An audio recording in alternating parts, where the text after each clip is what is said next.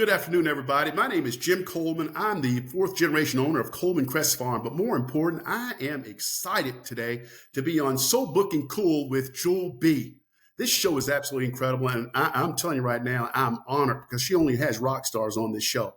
And she's a leader and she is a driver in new ideas and new ways because she's connecting wonderful people from all over the world to share their stories so that we can inspire the world. I want to let you know we're going to be talking about my farm's legacy all the way from 1888 when my great grandfather bought the farm all the way up to me today on what I'm doing. I'm also going to get a chance to talk about three of the books that I've written. One is called Don't Sell the Goose That Lays the Golden Egg, Hang 'em in the Middle. And the third one that I've written is Cut the Crap and Close the Gap. As well as just like Jewel B has done, I've launched a podcast show called The Jim Coleman Show. It's not as hot as So Booking Cool, but one of these days, it's going to be So Booking Cool. And the start of that is because of today. And I want to thank Jewel B for even giving me this opportunity to share my story. So Booking Cool. There's so much Booking Cool. So listen to So Booking Cool. Welcome to So Booking Cool, it's Jewel B. Today's guest is a former Fortune 500 executive turned fourth-generation sole owner of Coleman Crest Farms, a 137-year-old family legacy. Raised on the land his great-grandfather, James Coleman, purchased in 1888 after surviving enslavement and serving in the 5th Regiment United States Colored Infantry, he now carries that legacy forward with purpose and pride. He is the host of The Jim Coleman Show, a bold new voice in farming, freedom, and food, and the author of several books including Cut the Crap and Close the Gap, Don't Sell the Goose That Lays the Golden Egg, and Hang Him in the Middle. Here with us today, he is Mr. Jim Coleman. Stay tuned for our conversation only on So Booking Cool. Good to be here, Jewel. Thank you for having me on your show. It's a pleasure to speak with you today, Mr. Coleman. You are the definition of generational wealth. How does that feel? It feels wonderful. And it's the American dream. And I love to inspire young people and others that they too can have it. So what does it mean to you to be the fourth generation continuing your great-grandfather's work? It, first of all, is a lot of responsibility. You know, farming is not easy. As you know, it's very challenged, but to hold on to an asset that's been in our family for 4 generations, it's an honor, but also a great deal of responsibility.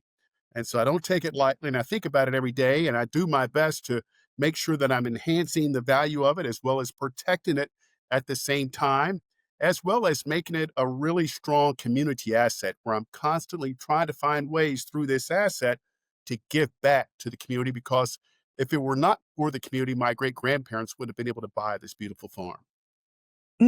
So tell us more about the responsibilities that come with this legacy and the farm life and how the community has been involved. Well, the first thing is that when my great-grandparents, decided to buy the farm, my great-grandfather had served in the 5th Colored Regiment troops, got his freedom, came back home in 1865 as a free man. And because Booker T. Washington created the Union Benevolent Society, which at the time African Americans could not get loans from the mainstream banks. And so he decided to do something very unique and different. We would call today crowdfunding. And through their Black church, as well as the Union Benevolent Society that Booker T created throughout the South, they would pull whatever little bit of money they had together to issue loans to each other to do 2 things. One, to buy land, because Booker T believed that land and having a trade was the way to wealth and freedom, no matter what, that if we had a trade as well as land, we were really going to be free and that we could create our own economies. So they created their own banking in each of these little communities throughout the South. My little community is called Udingertown. And my great-grandparents took out a whopping jumbo mortgage of $1,200 to buy the farm known as Coleman Crest Farm today. So if it were not for the community, and if it were not for the leadership of Booker T creating this model, my great-grandparents wouldn't have been able to buy this farm. And so right from the start, it really is the foundation of the community. The community created this wealth, as well as it wasn't just happening for the Coleman family. During that time, Joel, from the late, into the 1800s all the way till the end of the 1920s, African Americans in the United States, recently freed enslaved people, purchased 14 million acres of farmland in the United States, which at the time represented 15% of the farmland in the United States because of that model. Fast forward 137 years later, I'm the fourth generation of it. When my great grandparents bought that farm, they raised 6 kids on the farm. When you look at it over the last 137 years, more than 300 Colemans have been able to go to college directly and indirectly, paid for my college education directly, as well as I've got a lot of cousins that their fathers and grandparents, they were raised here on that farm, and they wouldn't have gone to college if my grandparents and my ancestors weren't able to send them to college. And so you're talking about a lot of empowerment. I call it a modern day Wakanda, where we had our own community. Right. We lived off of our own economy. We had co-oping going on. We had a retail store. We bought from each other, and it was a vibrant time. And so today, I want to replicate that. I want to bring that back home. I have all kinds of events. We just celebrated Soul Feast Week, which is a week where we celebrate soul food here in Lexington, Kentucky. We had a big farm to table event where we had over 200 guests here and kicked that off in September the 16th, because my parents went to Kentucky State, graduated from there in 1949. I would not even be having this conversation if they didn't meet at Kentucky State, fall in love, and get married. But I raised over $30,000 for Kentucky State here at this farm. The Lieutenant Governor, Jim Coleman, was here to kick it off. We had 110 guests. So it is a way, it's a foundation of being able to give back to the community and to facilitate wealth, as well as to give back to the community and to do it through great produce, as well as through events, as well as fundraising events to help the causes that I believe in and that I know my parents and ancestors would be, really happy that I'm doing. Oh, wow. Well, congratulations on all of that. And you did talk about how, wow, 300 family members have been able to go to college. You yourself, you went to Howard, HU. That's Absolutely. where you met your late Beautiful wife. black Just candy. Yes. My yes, mother tell us always wanted more. me to My mother always wanted me to go to Howard, and I write about this in my little book here, Don't Sell the Goose That Lays the Golden Egg. And it Mhm. is a book that captures everything that I learned about running the farm. But in that, my mother encouraged me. She said, "Baby, you just like those candy boys." Because I told her one day about, personification, that my dog could talk like a human. And she said, "Where did you get that from?" I said, "That's called personification." She said, "Personification? Baby, where'd you get that word?" I said, "That's what Mrs. Boots taught us today." She just shook her head like this. I thought I'd said something. I said, "Did I say something wrong?" She said, "No." She said, "Baby, you're just like those Kennedy boys." Now, the Kennedy boys were John, Oh. Edward, and Bobby, Mm. and they were beautiful, handsome, forward-thinking leaders of the time, and they were running the country. And so my mother believed them, and she believed in Martin Luther King and Jesus Christ, and those were the heroes of the time. And she said, "Baby, you're just as smart as those Kennedy boys. They went to Harvard, but we're gonna send you to Hyde." That's Howard University. That's the way a Southern belle would say Howard here in the South. I didn't know much about Howard, but she knew a lot about it. And I had a cousin that went there, and she told me, anybody that goes to Howard University, when they come out of there, they run the world. She said, "We're going to send you there." And she made do on it. And at first, they didn't accept me, but she had to write a letter, Joel, to overturn the decision. She said, Mm. "Not giving up." My father was happy in a way. He said, "That boy can go to Kentucky State Clio. Kentucky State's $400 a year. Hyde University is 1,800. We can't afford that." She said, "He's going to go." I said, "What are you going to do, Mom?" She said, "I'm going to write a letter." And she wrote a letter to the president, and 2 months later, they sent another letter, and it was not a rejection letter, it was to overturn the decision. And I went to Howard University August 28th, 1978, and I was accepted. I studied economics. 2.5 years into it, I was helping my best friend today, Rashawn Baker, run for the Liberal Arts Student Council. I loved it so much that I decided to run the following year. And in running, I needed to have a big campaign. It was getting close to the end, and we had handed out all the flyers to all the girls on campus because we couldn't get them upstairs in the dorms. And my campaign manager said, "I've got an idea. I'll invite about 15 or 20 honeys that I know." He's a good looking campus, so it's what he called beautiful girls, honeys. He said, "I'll invite them over to the library tomorrow night, and we'll have them to hand them out. You do your spiel, and we'll get them to hand." I said, "That's a good idea." So the next night at Founders Library, in front of them, talk, "Power concedes nothing without a demand." And at the end, they all gave me a round of applause, and I couldn't believe it. And this one curly head, giggling, laughing girl came up to the table. And she said, "I'm impressed with you. I'll take 50 of those flowers." I said, "50? I said, "Where are you from?" She said, "I'm from San Francisco." And I said, "What's your name?" She said, "Kamala."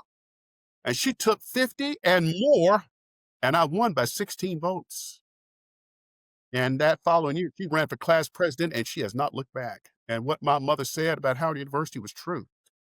Baby, when you go to Hyde, you're gonna go to school with people that are gonna run the world. And that was Kamala Harris. And she saw me the year when she first ran for president, and she came to Howard, and I happened to be there that day. And I hadn't seen her for over 40 years. And she saw me in a crowd and came up to me nose to nose. And she said, "James Coleman, you look the same." And I said, "Senator Harris, you do too." She said, "No, I don't, but you really do." I'm saying that because that would not have happened if my great Wow. grandfather did not buy Coleman Crest Farm. He raised 6 kids, 2 girls, Susie and Sally, 4 boys, John, Sam, William, and George. They created wealth. It increased it in value enough to where when John and Molly took it over in 1910, they then could start getting access to a few banks. They raised everything from pigs, cows, sheep, tobacco, and everything else. And they sent 5 out of 7 of their kids to college. And that started off as far as the real generational wealth because they got full Mm. education.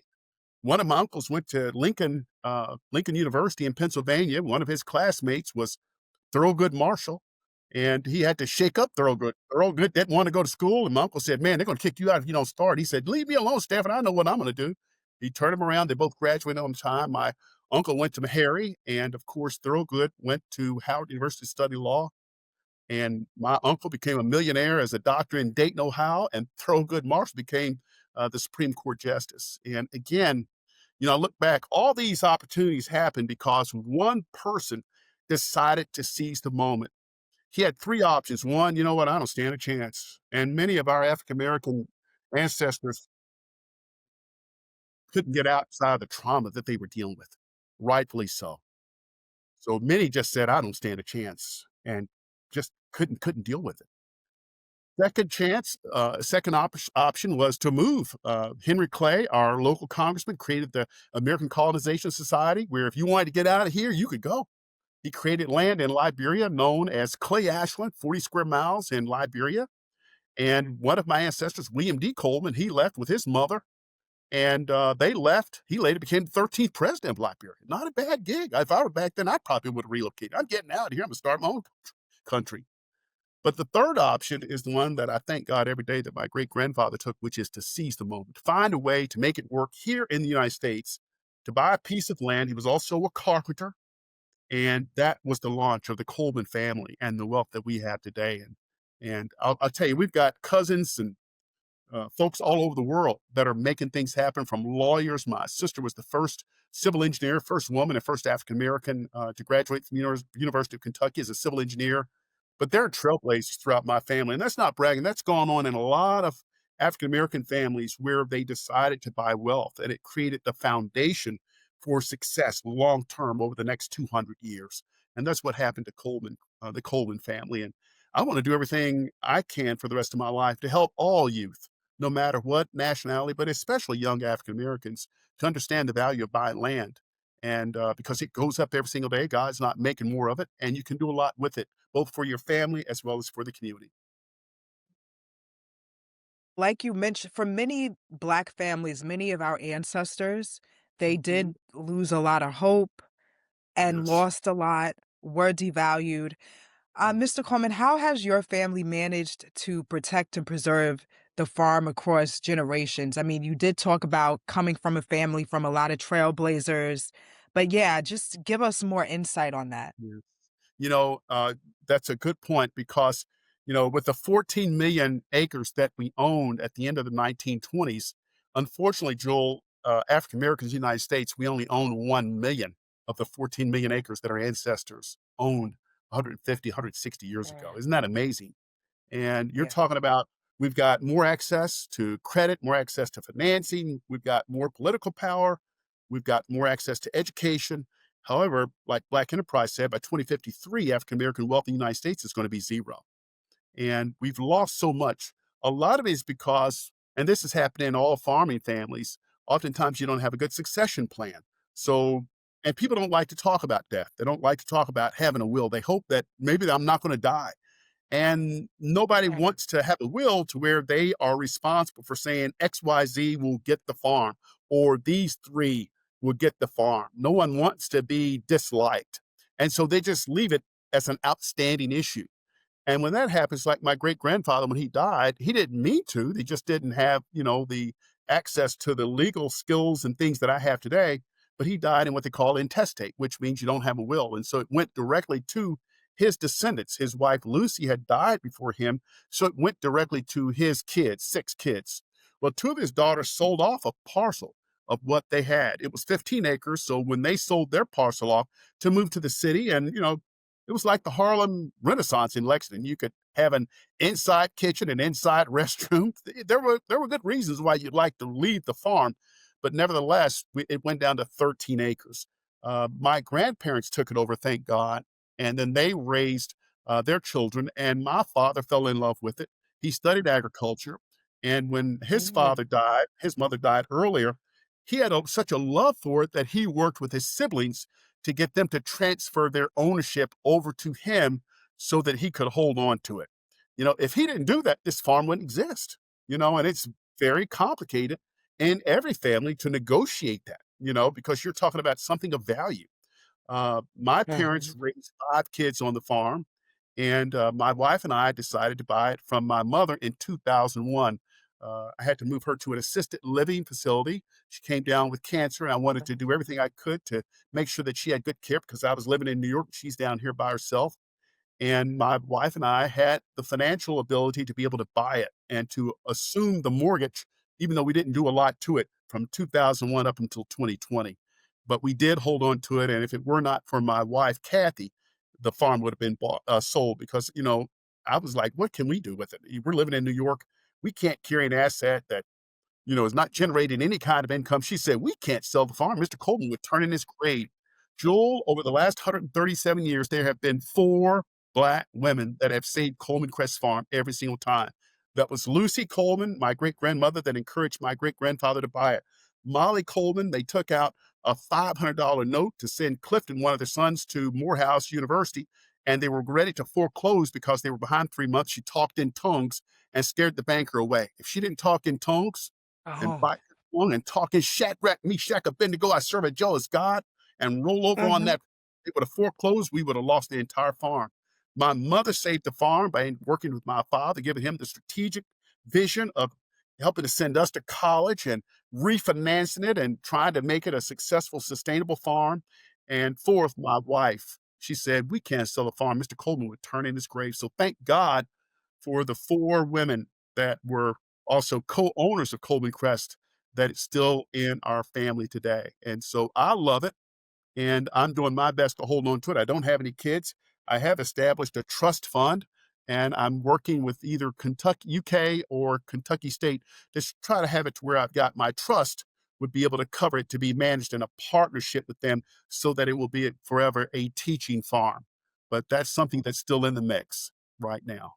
But it is the further you get away, whether if it's a farm or family Mhm. business, less interest family members have. They just aren't connected to it. I grew up on the farm, so I love it. Yeah. But my nieces and nephews, they didn't grow up on it, so they don't have the same love that I have for it.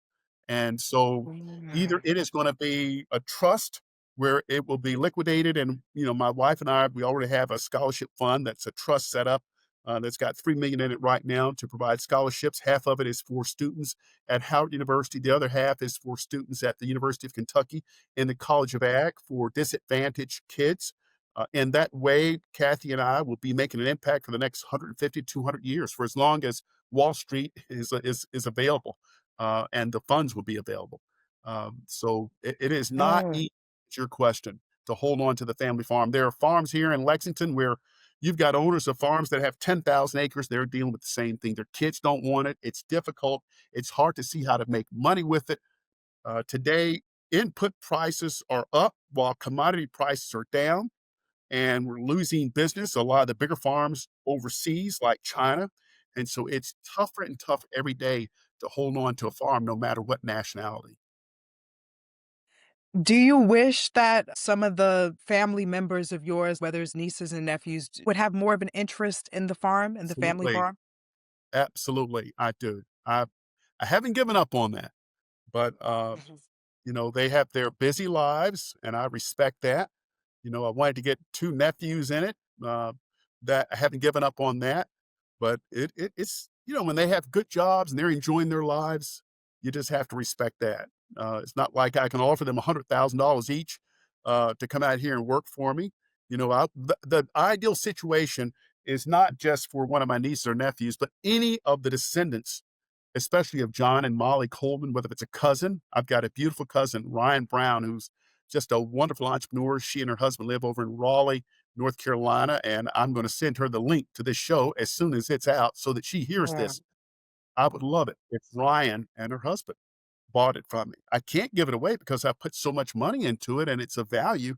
And I want whoever takes it over not to just sell it. The next day it's transferred to them. So what I would do is sell it at a market value and have that money put into the trust fund.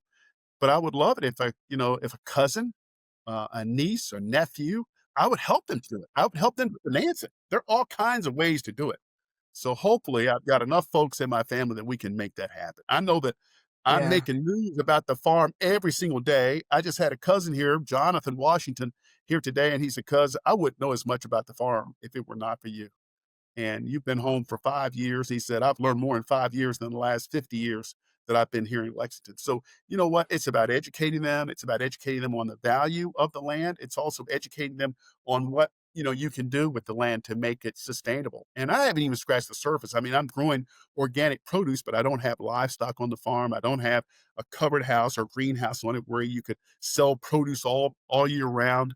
A couple could move out on this farm and easily make 6 to 700,000 gross and net 250 or $300,000 a year. And so to be able to pay Mm. it off, it is doable. What do you wish more people understood about farm life? I wish they understood that there are ways to make money, but you have to be smart at it. You have to be good at sales. You have to be good at marketing. You have to be good at strategic planning. You have to kind of think through, what does the market want and what would the market want to pay a premium for? So, for Mm. instance, there are big farms out there that raise 10,000 acres of soybeans. Well, first of all, soybeans, there's a global surplus of soybeans. So you can't get the price that you need to make it a profitable venture. And the way most big farms survive is that they get subsidies from the federal government to help, offset losses and to subsidize the price so that they can come in at the end of the year, at least being able to pay off the operating loan. What a lot of farmers need to do is to identify the right kinds of crops to grow. They need to really seriously think about organic because consumers in organic are willing to pay a higher price. Organic produce and goods are in higher demand throughout the entire world. There's a bigger market for it. It is a little bit more complicated, but if you've got the right tools like I have, you can reduce your operating cost and not have to have as much labor. But it's all about strategic planning, identifying the right crops to grow, identifying the right markets. I sell directly to independent grocers as well as to high end restaurants that don't care what the price is because they've got clientele that's coming in there and they're just really hitting the tip number. They don't even care what the price is. They're looking for good, locally grown organic produce. So smart consumers want that. And usually smart consumers have a little bit more discretionary income to pay for it. Now, I didn't learn that by just working on the farm. I learned that by working at Oscar Mayer and Company and Pepsi Cola Company and Philip Morris Mhm. and American Express. And that's how they're classical marketing companies. They identify a given market, they sell the premium customer so they can get premium prices. They sell on the relevance of the brand. They're big time into advertising and marketing. So for a farmer, you've got to advertise, you've got to market, you've got to talk every day about the legacy of your farm. That's important to customers, especially high end premium customers. So that's what I wish that farmers knew is how to do market segmentation, how to market, how to select the right crops, how to select the right market. I was at a big conference 3 weeks ago at Ted Turner's estate in Vermelho, New Mexico. for the American Farmland Trust meeting. There were about 30 people there, movers and shakers. Many were billionaires. They own hundreds of thousands of acres of farmland. This ranch that we were on of Ted Turner's was 550,000 acres. So we're talking about big time. And they loved my ideas because the idea is that you've got to think like a real estate developer if you're a farmer. You've got to think a real estate developer would not take 100,000 square feet within his, mall and have it for one Subway shop. That would be $30,000 a Mm. year. They would put a Whole Foods in there because then a Whole Foods would do $200,000 a week, as well as they would end up paying the real estate developer probably anywhere from half a million, 200,000, 200,000, $500,000 a month, and they would sign 100-year lease. So we've got to think like real estate developers. You've got to have the right crops.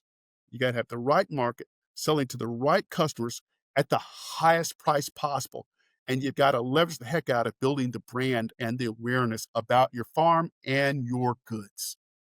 I know that was kind of long-winded, but that's Wow. the spot. And that's, when I came home, I happened to be a business person who happens Yeah. to be a farmer, not a farmer who happens to get around to business when they want to. So farmers need to be business people first and then farmers. The average farm out there that's got 2,000 acres of soybeans, they could make more selling 10 acres of organic blueberries than 2,000 acres of soybeans, and that's Mm. what it's all Okay. about.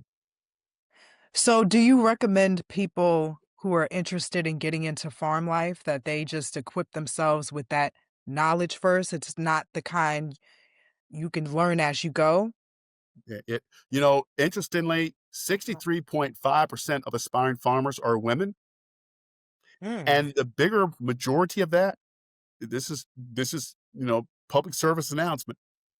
A big part of them are Black women that are leaving big corporate jobs. They're sick and tired of it.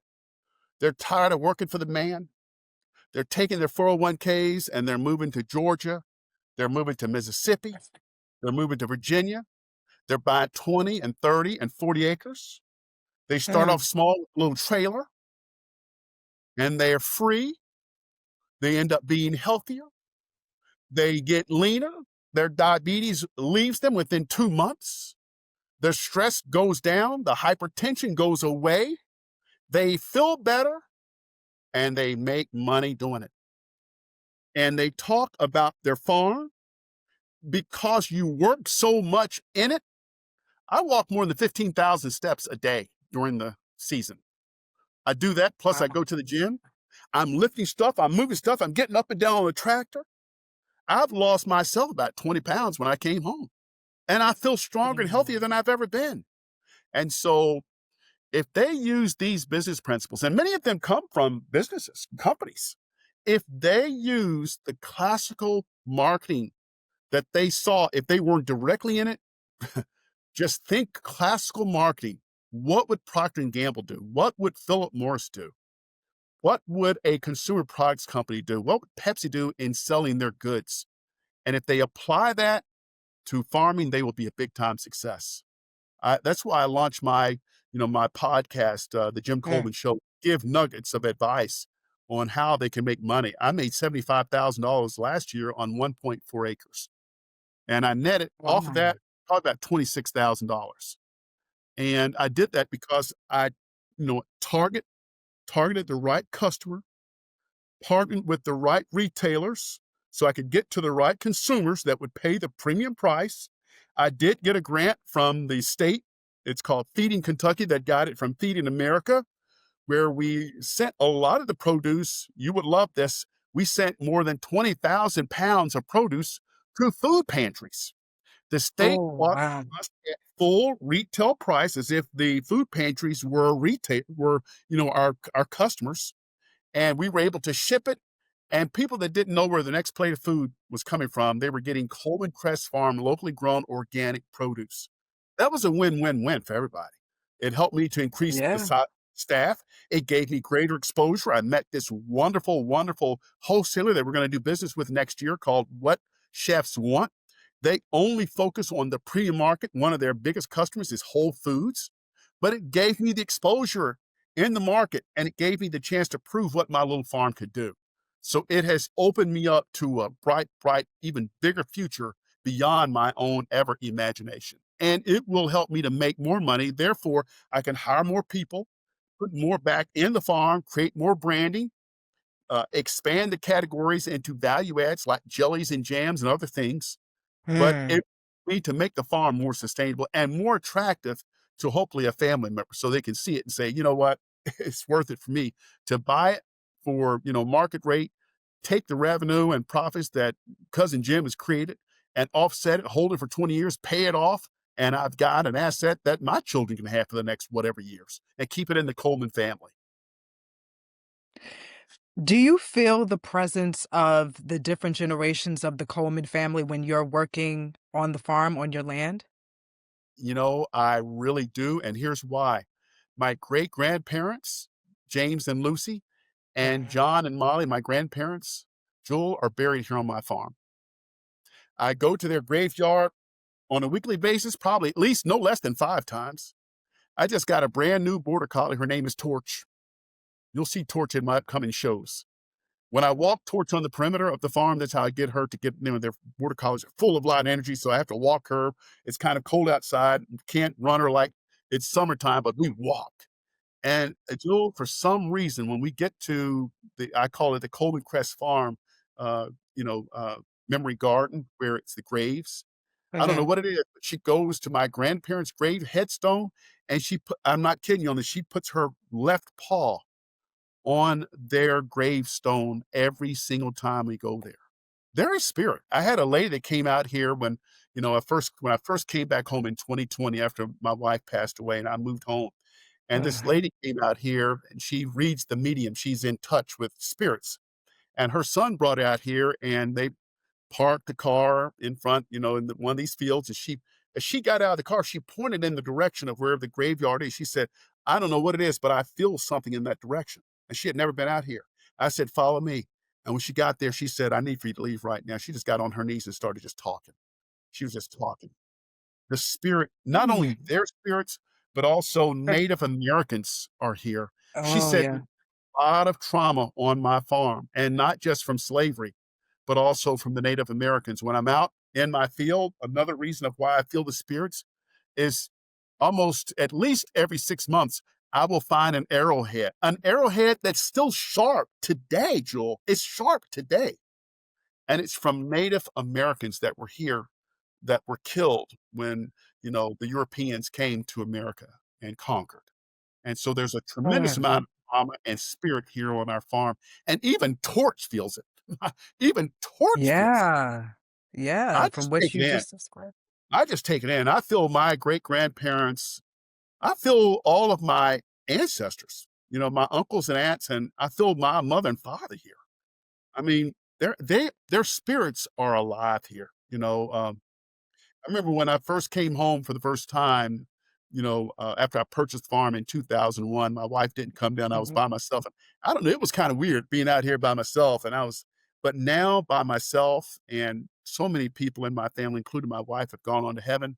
I'm comfortable with mortality more than ever. It's real. And I'm telling you right now, I feel their spirits every single day. It is to me soothing, relaxing, and calming. Is there anything that you do now on the farm that takes you back to your childhood? Yes, Mm. just working out in the field.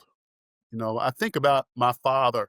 One day, when he came home, he just said, "You know what? Your mother, she's going to go back to college. Your sister, Ruth, she's in college and paying for that.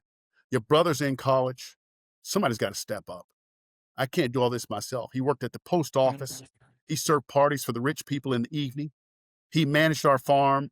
I said, "What do you need me to do, Daddy?" He said, "What do you need me to do?" He said, "I need you to step up." I said, "What do you want Mhm. me to do?" He said, "You need to start managing." Now I'm 12 years old, Joel. I said, "Well, what does Wow. that mean?" He said, "That means you do everything. You make sure everything's up. You take care of the pigs, cows, sheep. When I bring feed home or when we got feed, you need to feed the pigs. I ain't got time to tell you what to do. You need to just make sure everything's running." And I did. I loved it. And I quickly found out that the pigs, they were breaking out every single morning. My mother would wake up, "Baby, you gotta get up." The neighboring farm, Mr. Shields, would call over, and, "Y'all come get your hogs. They're over here rooting again." And my mother would say, "Baby, you gotta get up before we get dressed. You gotta go get the hogs." And I got sick and tired of that. And I later learned that the reason why they were breaking out is that they were hungry. We could only grow so much grain on our farm because it was small. So my father had to buy supplemental corn at this place called Southern States, where he got extra corn. Well, my brothers were not feeding them as much as they wanted, but they were feeding within the budget of what my father gave them. I just tripled the amount of corn to them. My father came up about a month later up to the pig pen while I was feeding him. He said, "Look, Jan, these are the biggest hogs we've ever had." I said, "I'm doing my job." He said, "You're doing your job, but you're going to break us." I said, "What does that mean?" He said, when Bub and Coley were running this place, I would get feed maybe every other week. Ever since you took over, I'm having to go to Southern States twice a week. That won't work. We're stopping that." I said, "Well, Daddy, they're going to start breaking out if we don't keep giving this feed." He said, "You're going to have to go get them because this is not working." I said, "That's not fair." He Mm. said, "Well, that's not fair." I said, "Why don't we just sell the pigs if it's not working?" He said, "You don't get rid of the goose that lays the golden egg." And that's where this story about that came out. He said, "I'm going to work out another deal." 2 days later, Julie came up to the barn. He said, "I've worked out a deal." I said, "What's that, Dad?" He said, stopped by this restaurant called Saratoga Restaurant where I get my lunch during the day. And when I walked in, this place smelled terrible. And I went to the back Oh. kitchen and it said, "What's going on?" They said, they pointed over to these three big barrels in the kitchen that had all this slop in it, the scraps from the table. Oh. And he said, "Well, how long does the city, when do they pick it up?" They said, "Can't you see? They only pick it up once a week." He said, "Well, how much do they charge you to pick it up?" They said, $5 a barrel. He said, "Why don't you pay my son and I will pick it up and give you service every day and pay us the $5." They said, "When can you start?" And we started picking up the slop. The pigs loved it more. They got fatter quicker. We were getting paid $5 a barrel so much after 3 months. The pigs got so fat they stopped eating it all. Then we got backed up slop. My father said, "Get in your truck and go up and down the road and see if you can sell the excess and tell everybody it's $5 a barrel." I went to our cousins, told them, I said, "Cousin Will, we've got slop." "How much?" I said, $5 a barrel. He said, "We'll take all you got." So we made $5 a barrel on the slop that we brought home. The pigs got fatter for the slop that they didn't eat. I sold that for $5.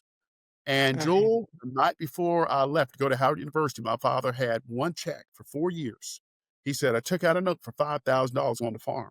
I'll be dead and gone before that gets paid off. That's on you. And don't lose the farm." Number two, I saved 5,000 from all the hard work for you managing the farm since you were 12. I told you that I was going to Wow. send you to college. Reached in that drawer, I looked in the drawer, and I opened it up. It was a check for $10,000. Had was Wow. $1,800 a year. He said, "I put a little extra in there, but that's all we've got. And don't come back." That's it. I Mm. left with S that gave me a so bachelor's degree in business before I left. I knew about business before I left. And that's when I wrote this book right. called Who'll Sell the Goose. That's where it's a true nonfiction story that literally paid for my college education. And I learned, what did I learn from that? I learned about, business, sustainability. If you help others to solve their problems, they will help you to solve yours. I Mhm. learned about deferred compensation, that you don't always have to get paid today. Deferred compensation is doing the things today that you'll have tomorrow that others won't have because they could not wait. And so that set me up, not only paying for my college education, but it set me up for life on being able to be a good business person and how to negotiate and how to create the win-win with my customers today. And I did that in my business career, and I'm doing it every single day with the community as well as with all of my customers. That if you create a win-win and help others to solve their problems, they will help you to solve your problems. And that's why Coleman Crest Farm has been successful and still in business for the last 137 years.